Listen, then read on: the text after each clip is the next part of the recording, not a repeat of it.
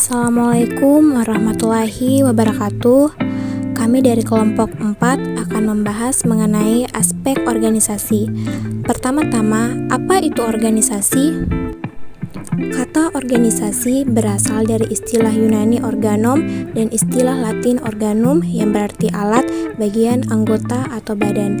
Arti organisasi beraneka ragam tergantung dari sudut mana ahli yang bersangkutan melihatnya. Menurut pendapat ahli, James Demany mengatakan organisasi adalah bentuk setiap perserikatan manusia untuk mencapai suatu tujuan bersama.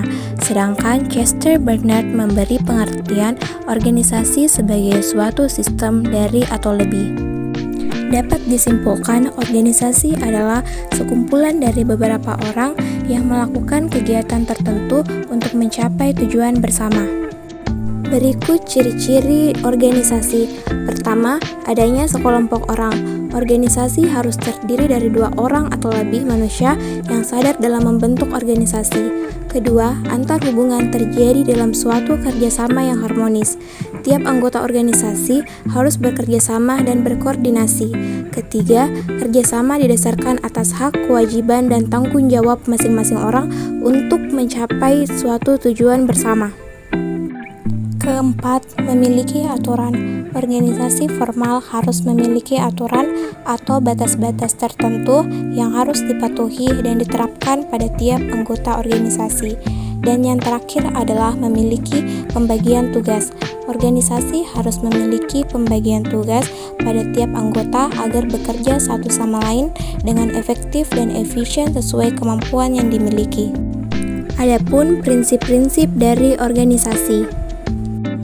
Pertama, perumusan tujuan dengan jelas. Bila kita mengorganisasi atau membuat suatu badan, maka yang pertama-tama harus jelas adalah apa yang menjadi tujuan kita. Tujuan adalah hal-hal yang ingin dicapai atau dipelihara, baik berupa materi atau non-materi, dengan melakukan satu atau lebih kegiatan atau activity. Kedua, pembagian kerja. Biasanya dalam sebuah organisasi, pembagian kerja adalah keharusan sebab tanpa adanya pembagian kerja, kemungkinan terjadinya tumpang tindih tugas menjadi amat besar. Ketiga, delegasi kekuasaan. Kesanggupan untuk menerima tanggung jawab adalah tes pertama bagi seorang pemimpin.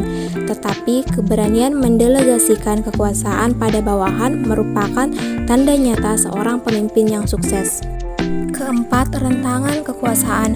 Rentangan kekuasaan dimaksud beberapa jumlah bawahan seorang pemimpin sehingga pemimpin itu dapat memimpin, membimbing, dan mengawasi secara berhasil guna untuk memberdaya guna. Kelima, tingkat-tingkat pengawasan. Harus diusahakan agar organisasi sesederhana mungkin, selain memudahkan komunikasi agar ada motivasi bagi setiap orang di dalam organisasi untuk mencapai tingkat-tingkat tertinggi di dalam struktur organisasi. Keenam, kesatuan perintah dan tanggung jawab. Menurut prinsip ini, seorang bawahan hanya mempunyai seorang atasan dari siapa ia menerima perintah dan kepada siapa ia memberi pertanggungjawaban akan pelaksanaan tugasnya. Terakhir, koordinasi. Adanya pembagian tugas pekerjaan dan bagian-bagian serta unit-unit di dalam suatu organisasi cenderung timbul kekuatan memisahkan diri dari tujuan organisasi secara keseluruhan, maka haruslah ada koordinasi. Selanjutnya adalah bentuk-bentuk organisasi. Pertama, bentuk organisasi garis. Organisasi garis atau lini adalah suatu bentuk organisasi di mana pelimpahan wewenang langsung secara vertikal dan sepenuhnya dari kepemimpin terhadap bawahannya. Kedua, bentuk organisasi fungsional. Organisasi fungsional yaitu suatu bentuk organisasi di mana kekuasaan pimpinan dilimpahkan kepada para pejabat yang memimpin satuan di bawahnya dalam satuan bidang pekerjaan tertentu. Ketiga, bentuk organisasi garis dan staf. Organisasi lini dan staf adalah kombinasi dari organisasi lini dan organisasi fungsional. Pelimpahan wewenang dalam organisasi ini berlangsung vertikal dari seorang atasan pimpinan hingga pimpinan bawahnya. Selanjutnya, bentuk organisasi garis dan fungsional. Organisasi lini dan fungsional adalah organisasi yang masing-masing anggota mempunyai wewenang yang sama dan pimpinannya kolektif. Kemudian tujuan dari organisasi untuk menentukan sumber daya untuk jangka waktu yang panjang. Tujuan organisasi sebagai berikut. 1. Mencapai atau merealisasikan keinginan atau cita-cita bersama dari tiap anggota organisasi. Kedua, mendapat keuntungan dan penghasilan sama-sama. Ketiga, mengatasi terbatasnya kemandirian dan kemampuan pribadi untuk mencapai tujuan bersama.